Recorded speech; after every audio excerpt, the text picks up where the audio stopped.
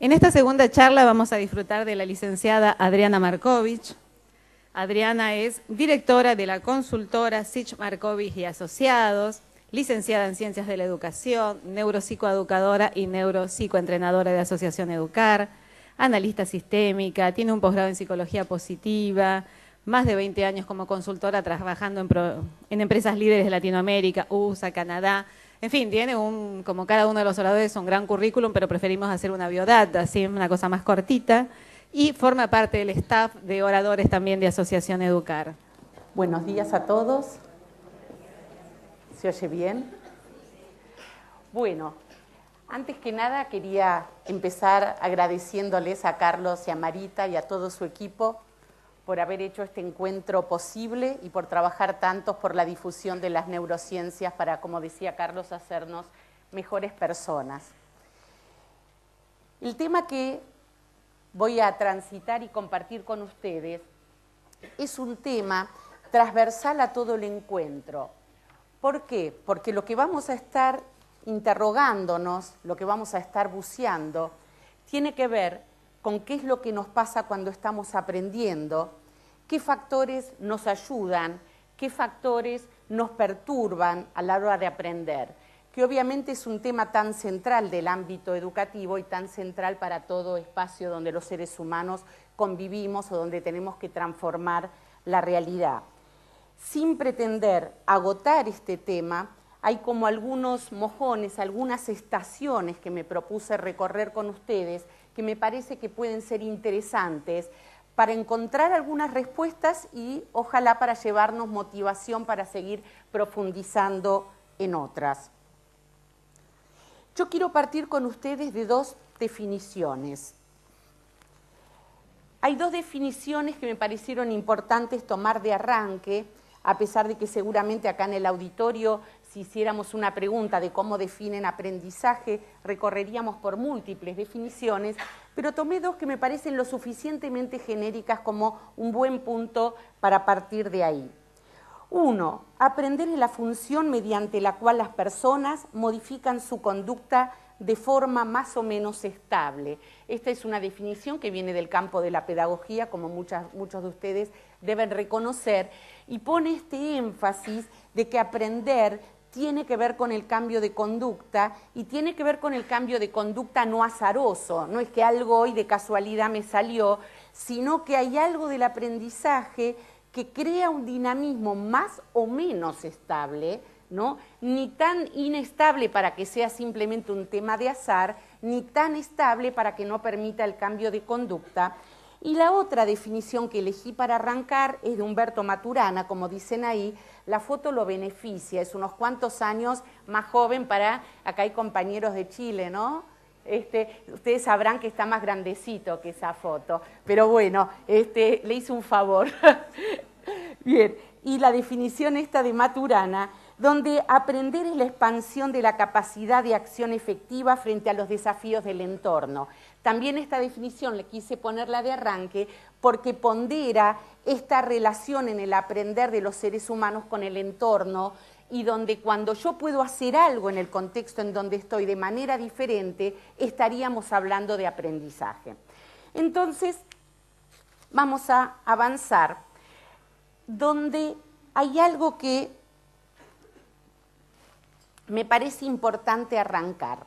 Hay un autor que justamente es un pedagogo, Ausubel, muchos de ustedes a lo mejor lo escucharon nombrar, digo nombres que sé que por el auditorio puedo compartir. Cuando estoy delante de un auditorio de empresa esto no lo diría, porque no sabrían quién es Ausubel. Ausubel, que ha hecho mucha huella en el campo de la educación, le preguntaron si él tuviera que resumir en muy poquitas palabras qué es aprender. Él dice, aprender es lo que el alumno ya sabe, sus estructuras cognitivas previas, ¿no? Y esto es interesante y ahora lo voy a fundamentar desde las neurociencias, pero está bueno también tenerlo como punto de arranque, esta idea que cuando estamos hablando de aprendizaje, estamos hablando de estructuras que preexisten y que hacen posible ese aprendizaje.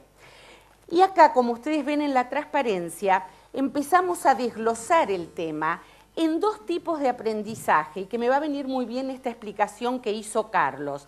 hay un primer tipo de aprendizaje, que lo vamos a llamar emotivo, que tiene que ver con un aprendizaje filogenético, tiene que ver con un aprendizaje que tenemos en tanto especie, que como dice ahí es rápido, indeleble, inconsciente, no requiere esfuerzo, y hay todo un campo de aprendizaje al que vamos a llamar cognitivo ejecutivo, que incluye la conducta emocional más elaborada, no instintiva, y que incluye todo lo que tiene que ver con el campo del aprendizaje técnico, instrumental, intelectual, etc.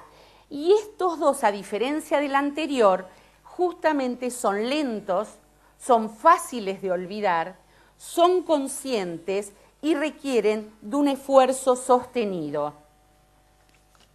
Y acá quiero llegar a un tema muy importante que tiene que ver con dónde se comandan estos aprendizajes. Como Carlos dijo, realmente el cerebro es una unidad, pero tiene subsistemas. El primer tipo de aprendizaje, esto que decía la conducta filogenéticamente aprendida, básicamente está comandada desde el sistema reptílico. Y todo lo que tiene que ver los otros dos tipos de aprendizaje que mencioné, la conducta emocional aprendida por la experiencia y los aspectos cognitivos técnicos, básicamente están comandados desde la corteza, desde los lóbulos prefrontales específicamente, y desde el sistema límbico, donde alojamos todas nuestras memorias emocionales que se inscriben a partir de nuestras experiencias de vida. Y ahora sí, quiero empezar a caminar y a mirar este tema desde qué podemos aprender y resignificar con los aportes de las neurociencias. Acá estoy retomando un tema que para los que estuvieron en otras jornadas me escucharon hablar, que es el tema de la neuroplasticidad. La neuroplasticidad es el proceso que está en la base de todo proceso de aprendizaje. Y fíjense cómo definimos ahí neuroplasticidad. Es la capacidad de nuestro cerebro de cambiar y cambiarse. Es nuestra capacidad de cambiar nuestra mente. Siempre que estamos sujetos a una nueva experiencia, siempre que estamos sujetos a una nueva situación, nuestro cerebro empieza a ser modificado. Quiere decir que podemos mirar desde las neurociencias el proceso de aprendizaje como un proceso en el cual el cerebro es modificado por el propio cerebro. ¿Me siguen en este pensamiento? Es decir, es un proceso circular donde el cerebro da la posibilidad al cerebro de modificarse y por ende de aprender. Y para avanzar en esto, quiero diferenciar con ustedes, y me parece que esto para educación es muy importante. Nosotros más automáticamente tenemos la idea de que aprender es construir nuevas redes sinápticas, que de acá un ratito me voy a referir un segundito a ellas, sin pretender profundizar. Acá quiero que ustedes se lleven también esta distinción de lo que es la neuroplasticidad positiva y lo que es la neuroplasticidad negativa.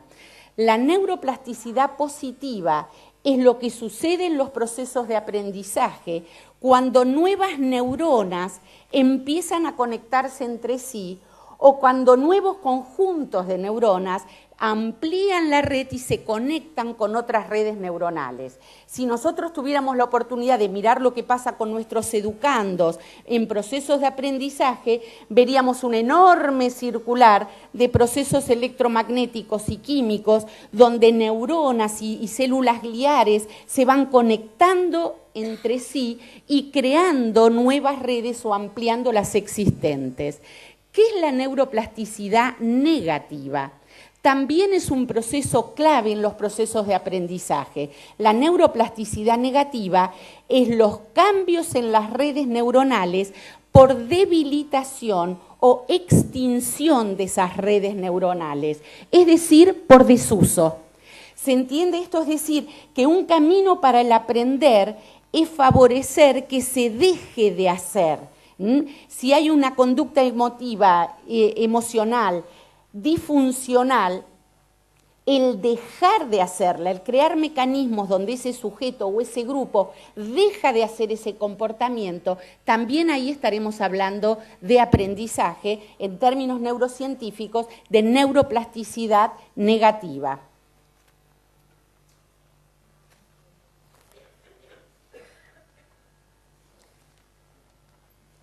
Acá vemos muy sintéticamente, porque no es mi objetivo profundizarlo hoy, qué es lo que sucede entre las neuronas. Cuando hablamos de neuroplasticidad, estamos presenciando estos procesos que ahí se ven como en un zoom agrandado, que suceden entre neuronas, entre células gliares, que también no tienen tanta buena prensa como las neuronas, pero ocupan una parte muy importante de nuestro cerebro. Vamos a estar presenciando de enorme activación de procesos electromagnéticos y químicos que van haciendo posible esa neuroplasticidad. ¿Qué es lo que va a permitir la neuroplasticidad? Nada más ni nada menos que surjan nuevos comportamientos. Como decía Maturana, que el sujeto pueda tener nuevo menú de conductas, nuevos dispositivos para intervenir con eficacia en los desafíos que el contexto le pone delante. Bien, quiero empezar a transitar con ustedes 4 ejes que me parecen importantes para el tema que hoy estoy compartiendo. El eje de la atención, el eje de la memoria, las neuronas espejo y los recuerdos del futuro, como 4 estaciones que quiero transitar en un tren que va a ir rápido, pero aspiro a dejar algunas respuestas, pero también algunas ganas de profundizar cada una de ellos. Vamos a empezar a meternos en qué tiene que ver la atención en el fenómeno de aprendizaje. Fíjense, acá algo que todos los docentes sabemos y padecemos, que la atención es fluctuante, ondulante, discontinua y más que selectiva, yo le agregaría hiperselectiva, ¿ok? Y fíjense también, para el dolor de nuestra querida omnipotencia, que no somos capaces de tener más de 4 o 5 unidades de atención conscientes en simultáneo. Como charlábamos ayer con Marita, la mala noticia es que las investigaciones van llegando a la conclusión que bastante menos. A pesar de que nosotros parece que estamos con un montón de platitos haciéndolos girar a la vez, lo que realmente ocurre es que conscientemente y en simultáneo, con alta motivación y garra, 3 o 4 unidades de atención consciente en simultáneo, podemos poner donde nuestros lóbulos prefrontales estén allí conectados, lo cual no quiere decir que no recibimos cientos de miles de estímulos del contexto. Pero fíjense el bruto tamiz que tenemos de qué es lo que nos va a llegar a los lóbulos prefrontales. Yo no voy a ahondar, ya Marita y Carlos lo van a profundizar en otras ponencias, cómo y por dónde en el cerebro se va dando semejante tamiz de cientos de miles de estímulos a un par de estímulos que podemos realmente hacer conciencia y ponerle en nuestras partes más elevadas de nuestro cerebro. ¿Cuáles son nuestros filtros? Tenemos, como dice ahí, filtros que son nuestra historia, nuestras creencias, nuestras expectativas, nuestros vínculos. El vínculo con las personas que nos rodean es un fuertísimo tamiz de qué va a llegar a estas unidades de atención y qué es lo que no va a llegar a estas unidades de atención. Y fíjense algo interesante. Se supone, y todas las investigaciones indican, que cuando estamos escuchando o cuando estamos observando como acciones intencionales, no solo biológicas por tener ojos y oídos, hay un 70% de lo que pasa en nuestro cerebro que tiene que ver con la neuroplasticidad que sucede entre la información que ya poseemos. Y no más de un 30% que nuestros sistemas perceptuales se abren a lo nuevo, a observar y a incorporar lo que nos viene dado como fenómeno nuevo. Y acá quiero detenerme en algo muy importante. Si el ser humano percibe en forma real o imaginaria que está en situación de amenaza, la atención se va a dirigir indudablemente al factor o a los factores percibidos como amenazantes. No va a haber estrategia docente, no va a haber malabarista que esté adelante, que pueda ir en contra de esa Ferrari, como decía Carlos, que cuando nos sentimos bajo amenaza, el foco de atención va a estar puesto en los factores estresores o los factores amenazantes. Y acá, por el auditorio que tengo, voy a dar algunos ejemplos para que no parezca que el factor amenazante es solamente un fenómeno natural o sobrenatural. Todo el tema que hoy se está estudiando en el mundo de la violencia escolar, del bullying, ¿no?, de la burla, etcétera, de la gastada, del chivo expiatorio, etcétera, la persona que se siente sujeto de eso, ya su sistema reptílico va a estar alerta y obviamente que toda su energía de aprendizaje va a estar puesto en alguno de estos mecanismos que se llaman salidas defensivas que sinteticé ahí. Ataque, huida, ¿sí?, evitación, sumisión, inhibición de la acción o parálisis, fenómenos que tantas veces vemos en los grupos de aprendizaje. Solamente si la persona se siente en un estado y en un contexto de seguridad emocional y psicológica, va a poder aparecer lo que se llaman las conductas de trascendencia y que básicamente son funciones ejecutivas que manejan los lóbulos prefrontales, el pensar, el analizar, el comparar, el buscar alternativas, en innovar y la capacidad de postergación de la satisfacción inmediata. Entonces, esto es algo que no tenemos que olvidarnos. A mayor intensidad de los estímulos sensoriales y emocionales, más duradera y fuerte será la conexión entre las neuronas asociadas. Acá vuelvo entonces a la neuroplasticidad. Cuando una experiencia de aprendizaje tiene fuerza emocional, y la fuerza emocional vale para el placer, para el disfrute, para el cariño con el sujeto que está enseñando, como el poder emocional que tiene estas vivencias amenazantes. Cuanto más fuertes son esas emociones, esa sinapsis va a dejar una huella mucho más duradera e imborrable. Y esto juega a favor del aprendizaje, como se dan cuenta, también en contra de lo que se llama el aprendizaje intencional o los objetivos de aprendizaje que tenemos. Bien, quiero ahora llegar a una nueva estación y vincular con el tema de la memoria, ¿sí? Carlos va a profundizar después en una ponencia el tema de las memorias, pero yo quiero tomar algunos elementos claves para los procesos de aprendizaje.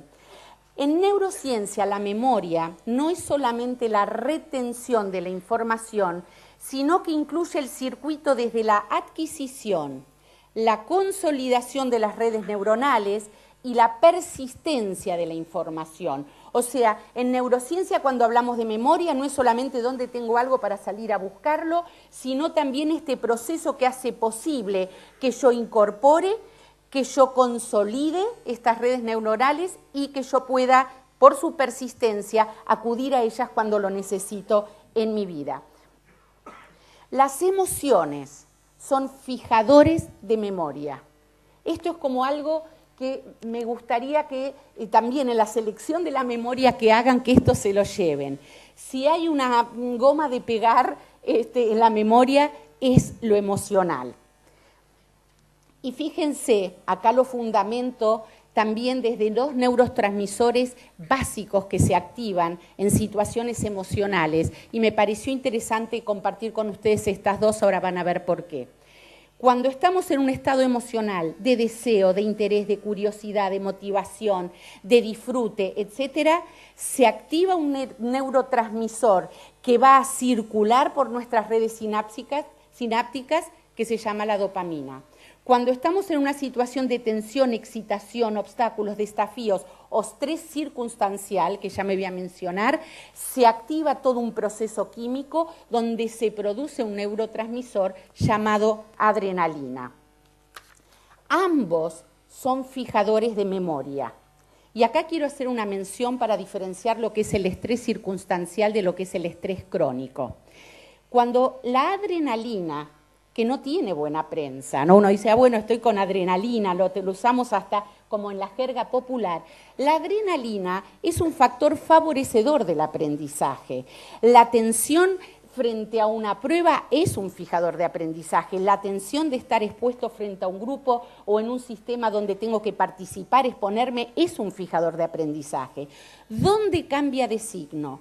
Cambia de signo cuando es un estado de estrés crónico, donde ahí toda la activación de la adrenalina se transforma en muchas otras cosas, pero entre ellas algo que se llama cortisol, donde juega exactamente al revés a lo que describía. Pasa a ser un factor de inhibición, de bloqueo, de miedo, donde se activan todas esas salidas defensivas que yo mencioné hace un ratito, con sus enormes consecuencias negativas sobre la atención, sobre la memoria y con sus consecuentes, por supuesto, enfermedades psicosomáticas y síntomas que sería largo mencionar. ¿Dónde es más fácil y en qué situaciones recordamos más fácilmente los aprendizajes y la información? Fíjense, intuitivamente lo sabemos, pero quiero como hacerlo consciente con ustedes. Nuestra memoria tiene gran capacidad para albergar los comienzos, los finales y las excepciones. Y acá está bueno que cada uno se pregunte cuánto aprovecha esas tres situaciones en los procesos de aprendizaje. A veces ponemos lo más importante justo en el medio, donde, si ustedes recuerdan esto que decía que la atención es fluctuante, selectiva, etcétera, donde ese proceso de atención decayó. Entonces, los principios, las situaciones excepcionales hay que aprovecharlas y los finales son claves para favorecer la memoria de aprendizaje. Y dos cosas más que quiero mencionar. Como decía antes, no voy a repetirlo, la emocionalidad juega como un factor clave en la fijación de memorias. Y dos palabras de la memoria de contexto. En general, la memoria recuerda básicamente los elementos significativos para la persona que está aprendiendo, a costa de los detalles periféricos o sin importancia para la persona que está aprendiendo. ¿Qué es la memoria de contexto? La memoria de contexto muchas veces es un detalle. Ustedes pensarán que hay una contradicción con lo que acabo de decir. ¿Qué quiere decir esto? La memoria de contexto es una capacidad que tiene nuestro cerebro de dejar asociada en su sinapsis un detalle del contexto a una situación de aprendizaje. Y voy a dar algunos ejemplos que se va a entender, ¿sí? Un olor, una sensación, una vivencia que tuve, el color de la ropa del docente, profesor que tenía delante, ¿sí? Algo que yo tenía puesto en el momento que me ocurrió algo en la situación de aprendizaje, es un detalle que parece menor, pero que por algún motivo a esa persona le quedó fuertemente asociada a una experiencia. Si es una experiencia traumática, cualquier situación de la vida que desate esa memoria va a reeditar esa memoria de contexto. Si fue positiva, y esto lo tenemos que utilizar como un recurso didáctico, podemos apelar a esa vivencia sensorial, emocional, para traer el recuerdo de una situación de aprendizaje. ¿Me siguen en el razonamiento en esto? ¿Sí? ¿Se entiende? ¿Sí? Bien. Entonces, avanzo. Algunos requisitos para que algo pase a memoria de largo plazo. Voy a pasar rápido por alguna de ellas, porque algunas las mencioné. Una, la situación de aprendizaje tiene que tener un valor para la supervivencia. Y cuando digo para la supervivencia, piénsenlo si quiere desde el lado negativo, por lo menos que no amenace la supervivencia. Si yo percibo que algo que estoy aprendiendo me va a ayudar a incluirme mejor en el grupo, y fíjense lo que digo, no solo a saber más, a ser más inteligente con respecto a algo, obviamente voy a percibir que esto ayuda a mi supervivencia. Si algo que estoy aprendiendo yo lo puedo identificar como que me va a permitir comprender más procesos de lo cual yo soy parte, ayuda a la supervivencia. Si percibo que este aprendizaje me va a ayudar a que mi mamá y mi papá me quieran más, indudablemente ayuda a la supervivencia. O sea que digo esto para que no quede asociado solamente supervivencia a vida o muerte, sino situaciones que van a alimentar mis necesidades básicas. ¿Ok? ¿Me siguen en esto? ¿Qué más ayuda a la memoria de largo plazo? ¿Sí? Como dije antes, relacionarlo con experiencias previas, esto es clave. Lo asombroso y lo excepcional, ya lo mencioné. Los comienzos y los finales. Algo lo que sigue después tan importante en educación, que es la posibilidad de volver sobre el aprendizaje, revisarlo, reiterarlo, resignificarlo, ¿no? Ustedes se acordarán de Piaget decía que el aprendizaje es un proceso espiralado, ¿no? Esta posibilidad de volver es un enorme fijador de memorias en términos de aprendizaje. Lo que yo pasé como un tren a 200 kilómetros por hora y no volví, no va a quedar indudablemente en la memoria de largo plazo. Puede ser que apruebe la prueba, ¿sí? No me voy a meter porque seguramente Carlos va a retomar esta famosa memoria que es que me quede algo solo para aprobar la prueba y después no sabemos ni qué pusimos, aún con muy buenas notas, ¿no? Ese es otro tipo de memoria. Y el placer y las emociones positivas. Y me quiero detener y poner la lupa en esto y por eso pasé rápido por las otras. Uno podrá decir, y seguramente ustedes, los que trabajan en educación y casi todos los que están acá, deben decir, ¡ah, qué viva! Decime cómo transformás en placentero tal o cual aprendizaje, ¿es así o no? ¿No? Este no es un mensaje donde digan, no, chicos, qué maravilla, no, estar con funciones algebraicas, relájense y disfruten, ¿no? Porque realmente aparece como una cosa de decir, ¿y cómo lo hacemos? A mí me pareció interesante estas 4 categorías y las quiero compartir con ustedes, ¿no?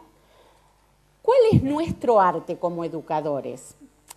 ¿Cómo poder transformar aún situaciones de dolor, de persistencia, donde tengo que perseverar, donde tengo que superar obstáculos, donde muchas veces me siento que no voy a poder, cómo lo transformo y lo resignifico en una situación de placer?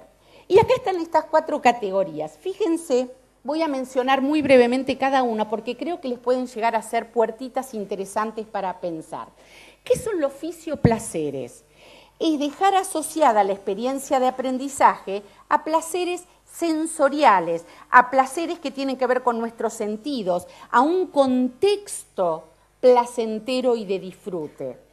¿Qué son los socioplaceres? Es dejar asociado un aprendizaje a relaciones interpersonales con el docente y con el grupo, placenteras, sanas, de confort psicológico, de reglas de juego claras, de reconocimiento a la persona que yo soy, de valoración, etc. Y esto puede suceder, esté aprendiendo lo que esté aprendiendo. Hasta acá estos 2 que mencioné, fíjense, no tienen que ver con el contenido de aprendizaje.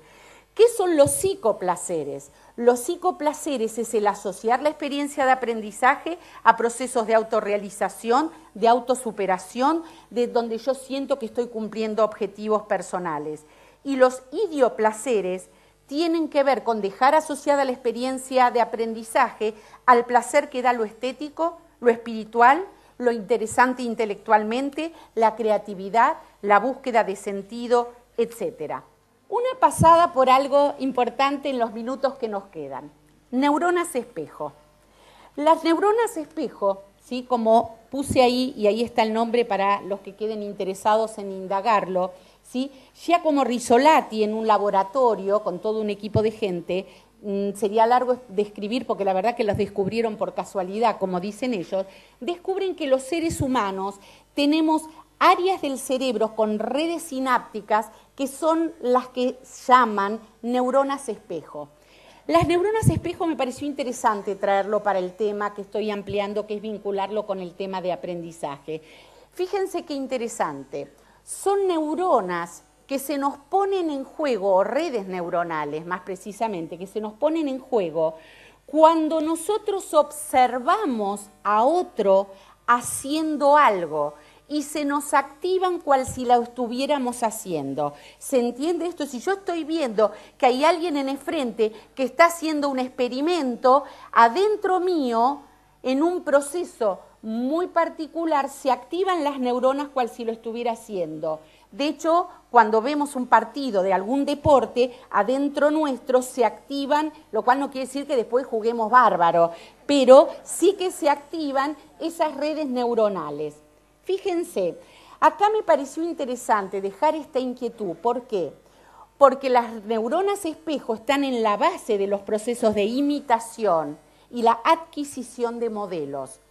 Nosotros sabemos que hay una enorme tradición en educación del aprendizaje por imitación, que tuvo décadas realmente, especialmente en todo el comienzo de lo que fue los procesos educativos y la educación pública, después tomaron muy mala prensa y cada vez más se vuelve a valorizar el aprendizaje por imitación. Y por imitación no solamente de lo motor, porque también las neuronas espejo detectan actitudes, intenciones emocionales, el sentido de lo que estamos aprendiendo. Cuando yo percibo, como dice ahí, ¿sí?, y hago esta resonancia empática con quien tengo delante, voy a poder comprender las intenciones, la conducta y los sentimientos del otro. Y esto es clave en los procesos de aprendizaje.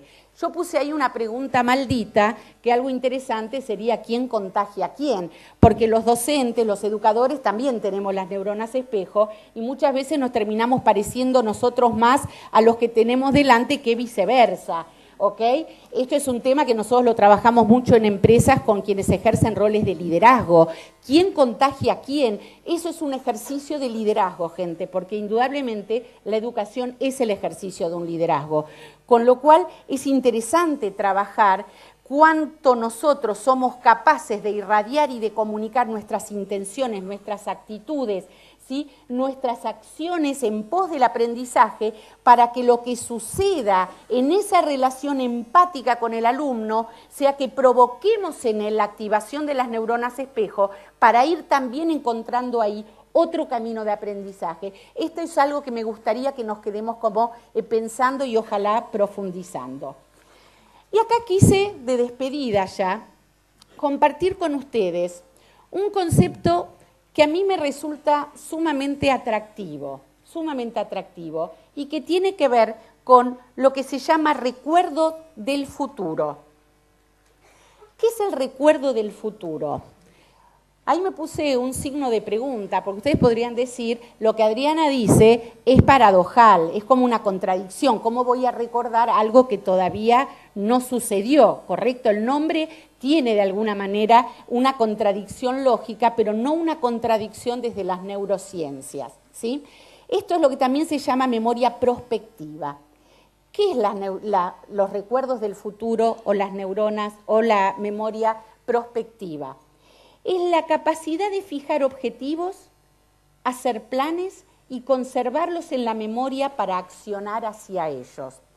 Fíjense qué interesante que para poder hacerlo tenemos que tener la posibilidad de fijar en nuestra memoria la meta, el objetivo, la visión de futuro, los planes que nos fuimos haciendo y evitar que la enorme cantidad de distractores que tenemos nos saquen del rumbo. ¿Me siguen en el pensamiento? Ahí es donde se resuelve esta aparente contradicción del nombre. Yo estoy enfocado al futuro, pero tengo que tener en mi memoria ese futuro para no irme hacia otro camino. ¿Me siguen? Y me parece que en educación, esto es algo muy interesante, y algo que Carlos decía, el sobreestímulo que hoy tenemos en el entorno, y la enorme pulsión por la satisfacción del deseo inmediato de nuestros chicos y de los jóvenes, donde hablar de un mes les parece largo plazo, ¿sí? Indudablemente el recuerdo del futuro es como un músculo a entrenar. En nosotros educadores de ver cómo nosotros somos más capaces de crear esa visión de meta, de objetivo y recordarla. Uno dice, no, pero yo le digo los objetivos de la unidad didáctica a mis alumnos, pero eso no tengo duda, no va a entrar en las 3 o 4 unidades de atención. O sea que tenemos mucha chance que ni sepan que alguna vez lo dijimos. No, pero yo se lo di por escrito, tampoco. ¿Ok? La memoria del futuro es algo que tenemos que realimentar para que esa memoria de futuro sea alguna de esas 3, 4 o 5 unidades de atención que nuestros educandos tengan en mente en pos de ese objetivo. Y fíjense, mencioné acá algunos enemigos, ¿sí? Los lóbulos prefrontales tienden al cortoplacismo. Como decía Carlos, que estoy apurado y cruzo la calle rapidito, me olvido de que hay normas, de que hay líneas blancas, de que hay otros autos que tienen pase prioritario, etcétera, etcétera. con lo cual el cortoplacismo es un enemigo de la memoria del futuro.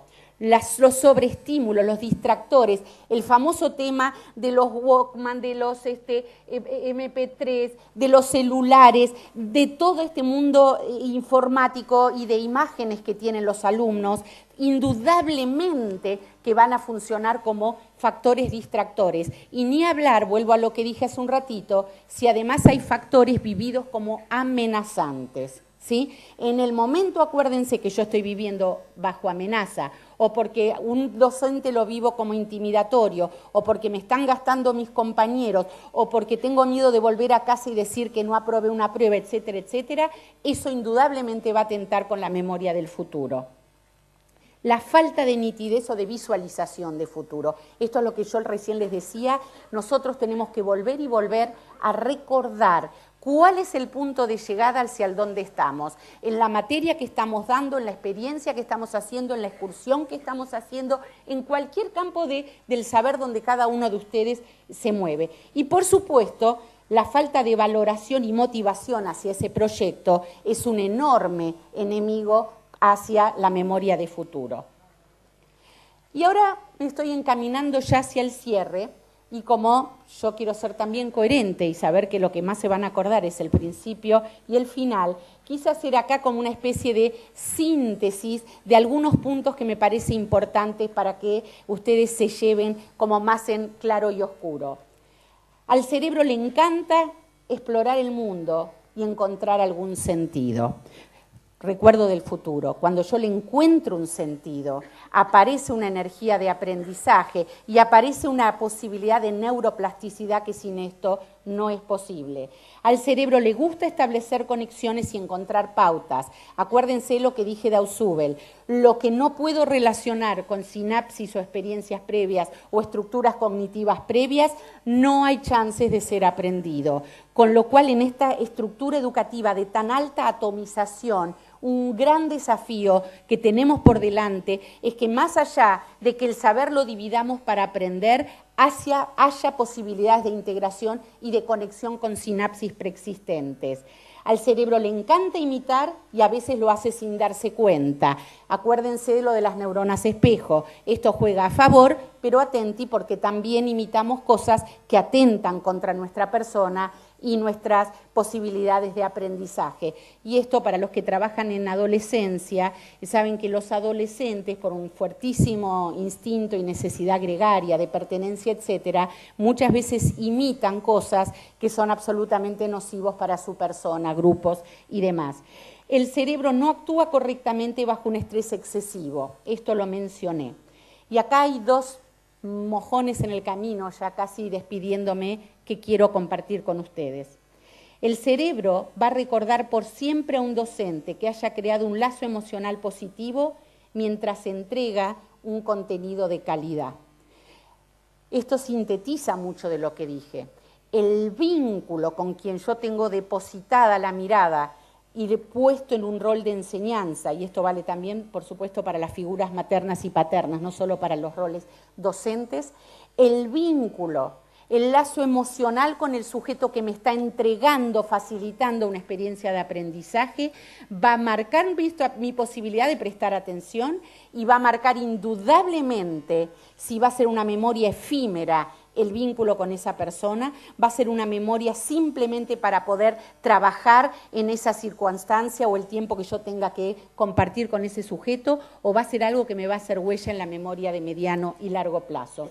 Y lo último, para cerrar, acá Carlos y Marita, propulsores de lo que han llamado neuropsicoeducación, me pareció interesante cerrar con esta reflexión. ¿Por qué neuropsicoeducación tomando en cuenta todo lo que dije?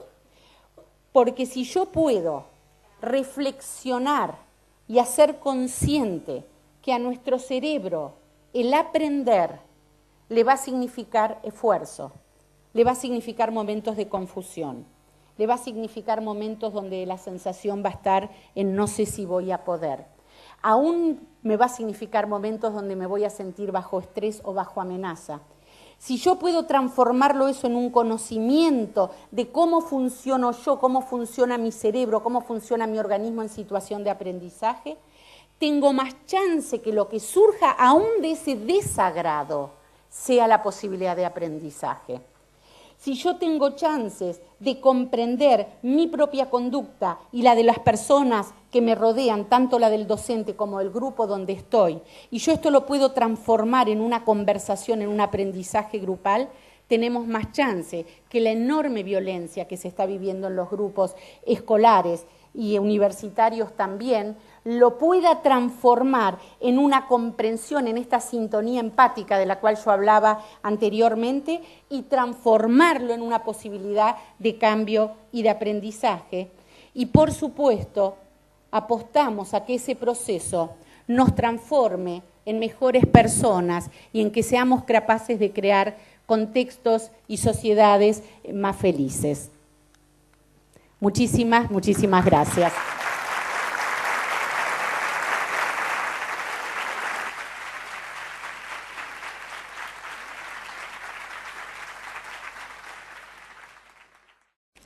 En esta segunda charla vamos a disfrutar de la licenciada Adriana Markovich. Adriana es directora de la consultora Sich Markovich y Asociados, licenciada en Ciencias de la Educación, neuropsicoeducadora y neuropsicoentrenadora de Asociación Educar, analista sistémica, tiene un posgrado en Psicología Positiva, más de 20 años como consultora trabajando en empresas líderes de Latinoamérica, USA, Canadá. En fin, tiene como cada uno de los oradores, un gran currículum, pero preferimos hacer una biodata, así una cosa más cortita. Y forma parte del staff de oradores también de Asociación Educar. Buenos días a todos. ¿Se oye bien?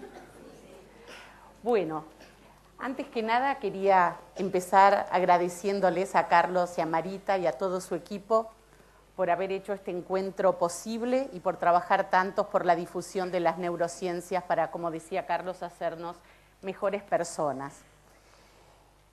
El tema que voy a transitar y compartir con ustedes es un tema transversal a todo el encuentro. ¿Por qué? Porque lo que vamos a estar interrogándonos, lo que vamos a estar buceando, tiene que ver con qué es lo que nos pasa cuando estamos aprendiendo, qué factores nos ayudan, qué factores nos perturban a la hora de aprender, que obviamente es un tema tan central del ámbito educativo y tan central para todo espacio donde los seres humanos convivimos o donde tenemos que transformar la realidad. En dos tipos de aprendizaje, y que me va a venir muy bien esta explicación que hizo Carlos.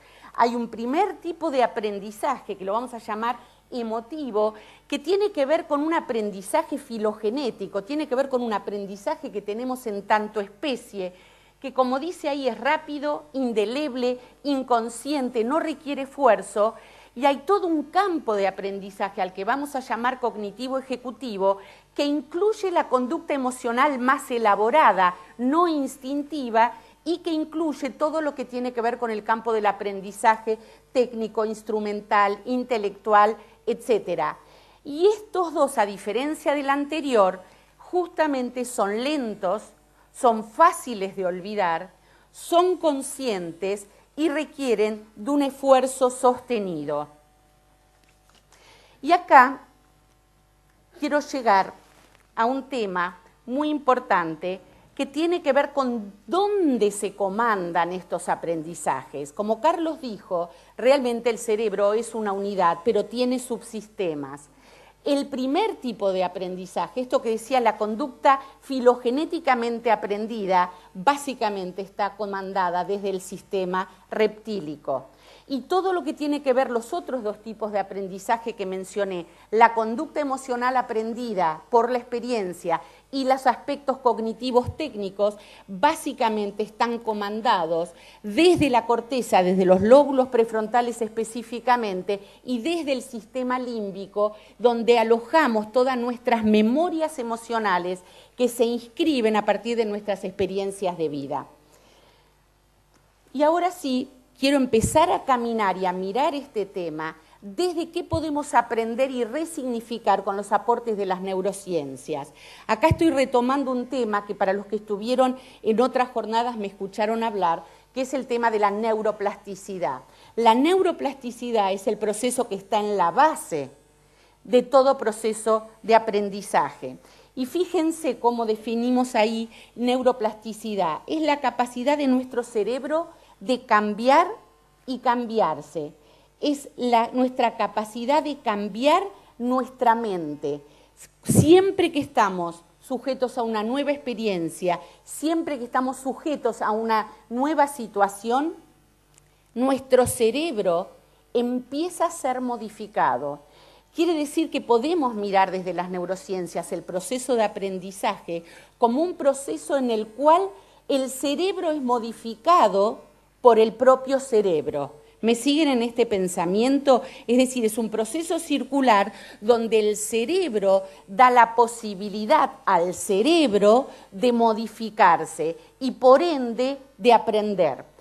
Y para avanzar en esto, quiero diferenciar con ustedes, y me parece que esto para educación es muy importante. Nosotros más automáticamente, grandecito que esa foto, pero bueno, le hice un favor. Bien, y la definición esta de Maturana, donde aprender es la expansión de la capacidad de acción efectiva frente a los desafíos del entorno. También esta definición le quise ponerla de arranque porque pondera esta relación en el aprender de los seres humanos con el entorno y donde cuando yo puedo hacer algo en el contexto en donde estoy de manera diferente, estaríamos hablando de aprendizaje. Entonces, vamos a avanzar donde hay algo que me parece importante arrancar.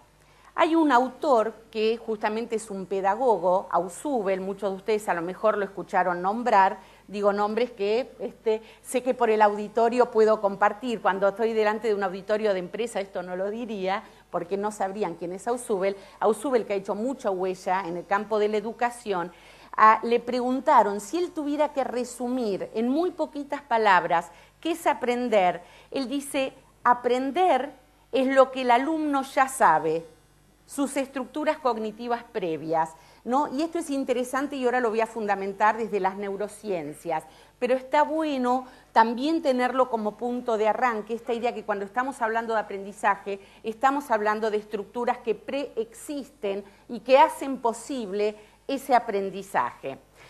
Y acá, como ustedes ven en la transparencia, empezamos a desglosar el tema, agotar este tema. Hay como algunos mojones, algunas estaciones que me propuse recorrer con ustedes, que me parece que pueden ser interesantes para encontrar algunas respuestas y ojalá para llevarnos motivación para seguir profundizando en otras. Yo quiero partir con ustedes de dos definiciones.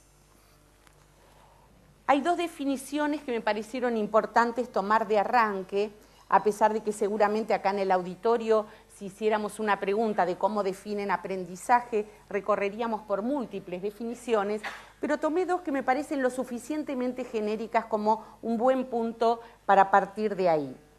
Uno, aprender es la función mediante la cual las personas modifican su conducta de forma más o menos estable. Esta es una definición que viene del campo de la pedagogía, como muchos de ustedes deben reconocer, y pone este énfasis de que aprender tiene que ver con el cambio de conducta y tiene que ver con el cambio de conducta no azaroso, no es que algo hoy de casualidad me salió, sino que hay algo del aprendizaje que crea un dinamismo más o menos estable, ¿no? Ni tan inestable para que sea simplemente un tema de azar, ni tan estable para que no permita el cambio de conducta. Y la otra definición que elegí para arrancar es de Humberto Maturana, como dicen ahí, la foto lo beneficia, es unos cuantos años más joven acá hay compañeros de Chile, ¿no? Ustedes sabrán que está más